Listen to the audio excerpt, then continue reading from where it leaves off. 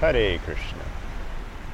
Don't let anybody take your peace away. Don't let things and people affect and disturb your inner state of peace.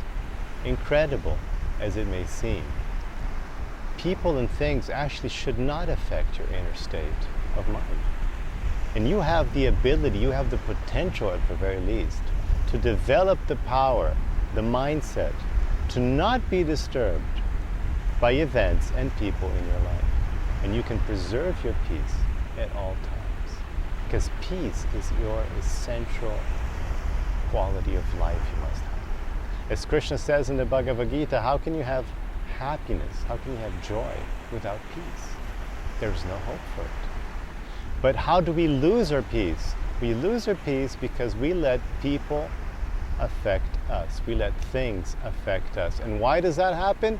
One step back again, because you created a mental map, a mindset, which told you that you needed certain behaviors from certain people and certain things in reality in order to be happy. So that's actually the cause of your problem. And that's why people and things are taking your peace away. So you have to start changing that. Not just because you want it, but by changing the mental map, by changing your mindset. And not including in your mindset expectations of what people should do and how things should be for you to be happy, because that is false. That's called an illusion. That is a concept of illusion, of fantasy is what I call it in the 3T path. So we have to remove that fantasy paradigm of expecting things and people to behave and be a certain way. And you have to shift that over to, now, what am I doing? What is my state of mind? What is my action? What is my quality of life? How am I living? And focus on that. Focus on what you're doing. What's your answer? What's your activity? How are you living your life? That's what you need to worry about. And when you focus on that, then you can start being happy, because you actually have full control, or you should have, of what you're doing. You want to develop that control. You want to develop that ability to be aware and in control of what you're doing, what you're saying, how you're living. You have this power. You can have 100% control over these things.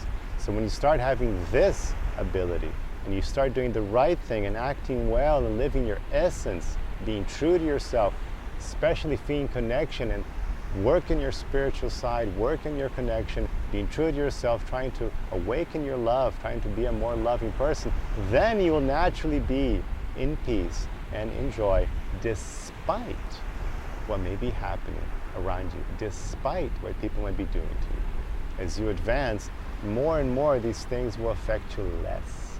And this is a true fact of all the people who follow this path of yoga, this path which I teach is a 3T path.